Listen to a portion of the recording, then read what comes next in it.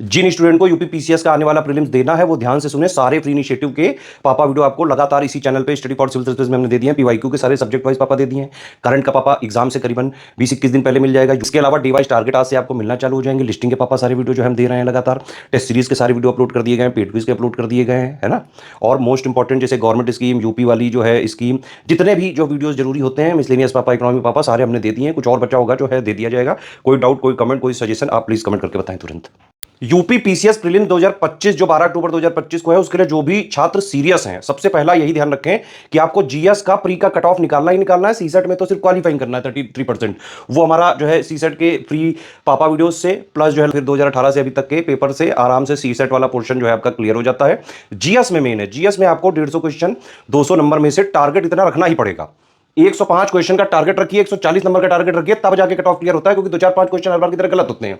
ठीक है, अब ये पूरा कैसे किया जाता है वो समझिए। सबसे पहली बात तो ये कि 150 में से 120 से 125 क्वेश्चन इन तीन चीजों से हर बार आ जाते हैं। एससीएस का सिलेक्शन मटेरियल जो कि इस बार 1300 पेजेस का है। एससीएस पेड क्विज जिसमें हम 4-5 क्वेश्चंस की प्रैक्टिस करा रहे हैं, पूरे सिलेबस का निचोड़ एक तरह से देने की कोशिश कर रहे हैं। इजी टू मॉडरेट टाइप के क्वेश्चन सारे इसमें हमने करा दिए हैं। एससीएस टेस्ट सीरीज में हर आयाम की प्रैक्टिस हो रही है, easy, moderate, tough, conceptual, factual, Hindi.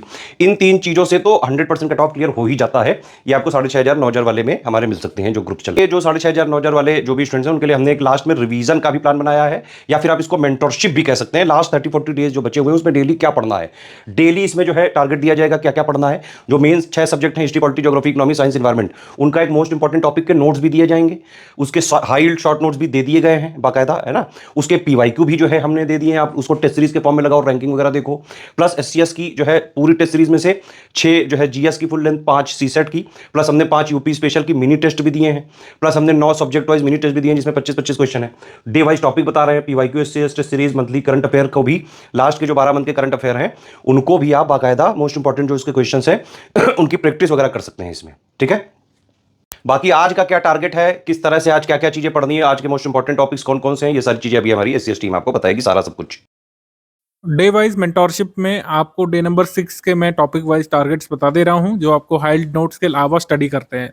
कुछ लोग जो नए लोग जो जुड़े हैं मेंटोरशिप से, उनको डाउट है कि क्या सर हाइल्ड नोट्स भी पढ़ना है और ये वाले टॉपिक्स भी। तो हाँ, हाइल्ड नोट्स तो अलग हैं, वो तो ओवरऑल है, लेकिन जो टॉपिक्स जिससे कंसेप्चुअल क्वेश्चन भी आ सकता है उसको भी हम डेली बेसिस पर कवर कर रहे हैं, जिससे आपके मोस्ट इंपॉर्टेंट पॉइंट्स छूटे नहीं।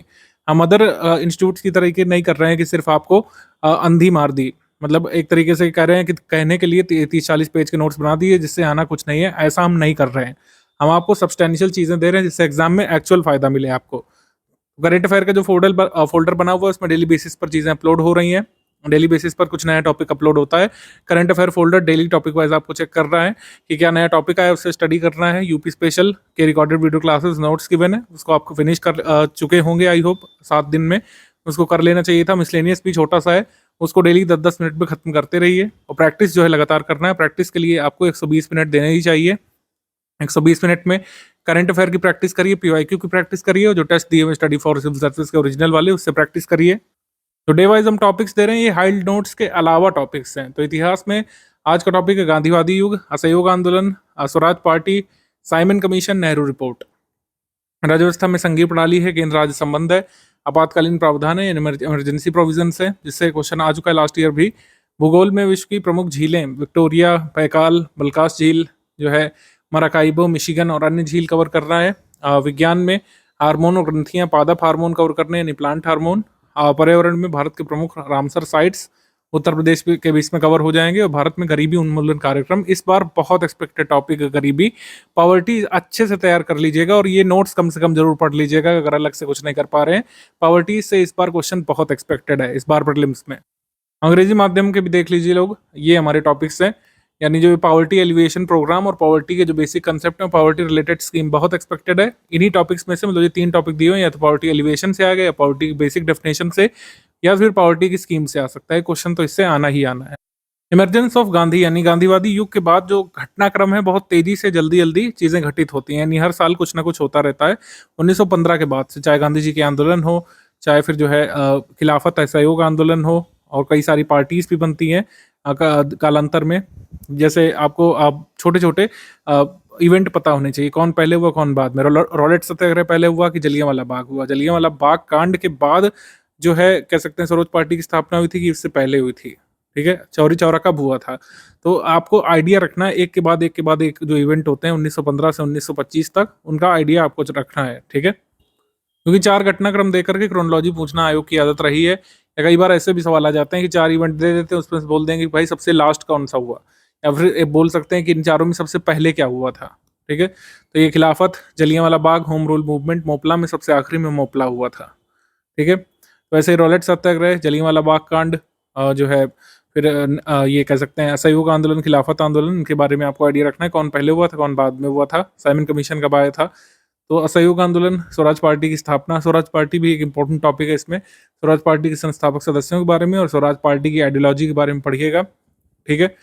और जो है विट्ठल भाई पटेल सेंट्रल लेजिस्लेटिव असेंबली में अध्यक्ष चुने गए थे, ये स्वराज पार्टी से थे, तो ये स्वराज पार्टी की सफलता थी। चित्तरंजन दास को देश बंधु कहते थे, ठीक है। और दीन बंधु किसको कहते थे? सी एफ एंड्रूज को। साइमन कमीशन, इसकी रिपोर्ट के महत्वपूर्ण पहलू, जो आरओ मेंस का, आरओ प्रीलिम्स का जो कैंसिल्ड पेपर हुआ था, उसमें साइमन कमीशन के बारे में पूछा था कि साइमन कमीशन ने 2 बार कब विजिट किया था। साइमन कमीशन ने 2 बार भारत विजिट किया था, ये पता होना चाहिए आपको, ठीक है। नेहरू रिपोर्ट, इसके पोस्टुलेट्स क्या है, और फिर पॉलिटी में संघीय प्रणाली है, फेडरल स्ट्रक्चर, कहाँ से हमने क्या क्या लिया है, ठीक है। महत्वपूर्ण विषय कौन कौन से, केंद्र राज्य संबंधित आर्टिकल्स कौन कौन से हैं, और जो तीनों सूचियां हैं उनके विषय वगैरह थोड़ा देख लीजिएगा, ठीक है। आपातकालीन प्रोविजंस, इमरजेंसी प्रोविजंस क्या क्या है, उसमें राष्ट्रपति की भूमिका क्या क्या है, संसद की भूमिका क्या क्या होती है, बेसिकली टाइमलाइन देख लीजिएगा, क्या मेजर प्रावधान है, क्योंकि इसमें बहुत सारी कह सकते हैं माइन्यूट चीज़ें हैं, डिटेल वाली चीज़ें हैं। इमरजेंसी कब अप्रूव होती है, कब से कब तक की ड्यूरेशन होती है, ये सब देखिएगा एक बार। नेशनल इमरजेंसी, प्रेसिडेंट रूल, इन सब में क्या डिफरेंस होता है। फाइनेंशियल इमरजेंसी कभी भी लागू नहीं की गई भारत में, लेकिन इसके बारे में पढ़ा होना चाहिए आपको। ज्योग्राफी में विक्टोरिया, बैकाल, बल्कास, माराकाइबो, मिशिगन, ये सब लेक्स के बारे में देखिएगा, इनकी लोकेशन बेसिकली क्या है और इनके कुछ जो फीचर्स हैं, जैसे इसको गल्पागोस ऑफ रशिया बोलते हैं, लेक बैकाल को, ठीक है। तो ये लेक्स देखिएगा, इसको मैप में बना करके देखेंगे, ज़्यादा फायदा मिलेगा आपको। और लेक्स का ये डिसेंडिंग ऑर्डर में, असेंडिंग ऑर्डर में डेटा कि सबसे बड़ी सबसे छोटी लेक कौन सी है, ये क्रम से लगाने को देखिए आ सकता है। 4 जिले दे देंगे और आपको दे देंगे कि भाई क्रम से लगाइए, या फिर इसमें देश मिलाने को दे सकते हैं, कौन से देश में कौन सी झील है, ठीक है। ये देखिएगा आप। और साइंस में हार्मोन्स और ग्लैंड्स, जैसे इंसुलिन के बारे में भी क्वेश्चन आया था 1-2 साल पहले, आपको अगर याद हो। हार्मोन्स के कैरेक्टरिस्टिक्स क्या क्या हैं, ये कैरेक्टरिस्टिक्स देखिएगा, क्योंकि इससे कंसेप्चुअल सवाल आ सकता है। जैसे स्मॉल क्वांटिटीज में डायरेक्टली ब्लड में इनको छोड़ दिया जाता है, ये बहुत जरूरी है कि हार्मोन कहाँ रिलीज किए जाते हैं, directly into blood stream, directly into blood stream. तभी हार्मोन के इंजेक्शन ब्लड में ही लगाए जाते हैं। ग्लैंड, जैसे एग्जाम में एक बार पूछा आपसे 2019 वाले में क्वेश्चन कि कौन सा ऐसा जो है कह सकते हैं एंडोक्राइन एक्सोक्राइन ग्लैंड दोनों है या मिक्स्ड ग्लैंड है, both endocrine and exocrine gland कौन सा है, पैंक्रियास है। तो ऐसे एक्सेप्शनल केसेस जरूर पढ़िएगा। जैसे कुछ लोग पूछते हैं कि सर लास्ट में क्या पढ़ना चाहिए, तो लास्ट में जितने भी एक्सेप्शनल केस यानी कि जो पेक्युलर चीज़ें हैं, जो अलग सी हैं, उसको जरूर पढ़ना है, जो एक्सेप्शनल केस होता है। जैसे कि कौन सा ग्लैंड एंडोक्राइन एक्सोक्राइन बोथ है, पैंक्रियास है। प्लांट हार्मोन, उनके फंक्शन रख लीजिएगा एक बार, आरओ मेंस में से क्वेश्चन आ चुका है। एनवायरनमेंट में मेजर रामसर साइट्स और लेटेस्ट नंबर क्या है उसको देखिएगा आप, और उत्तर प्रदेश के रामसर साइट्स कौन कौन से हैं इसको देखिएगा, ठीक है। ये पूरा मैप भी देखिए हमने बना दिया, इसीलिए मैं तो कहता हूँ आप मैप से ही अध्ययन कर लेंगे, उतना भी सफिशिएंट रहेगा। Total 91 Ramsar sites in India, जब तक मैं वीडियो रिकॉर्ड कर रहा हूँ। Total 10 Ramsar sites in Uttar Pradesh, इनकी लिस्टिंग देख लीजिएगा। सबसे लास्टली डिजिग्नेट कौन सी हुई थी वो देख लीजिएगा। इस तरीके से पॉवर्टी एलिवेशन प्रोग्राम्स और स्कीम्स, खासकर स्कीम्स के ईयर वगैरह देख लीजिएगा, क्योंकि ये क्रोनोलॉजी में लगाने को आ सकता है। ये सारी स्कीम हमने मेजर इंपॉर्टेंट वाली एक साथ कर दी है, ठीक है। ये देख लीजिएगा।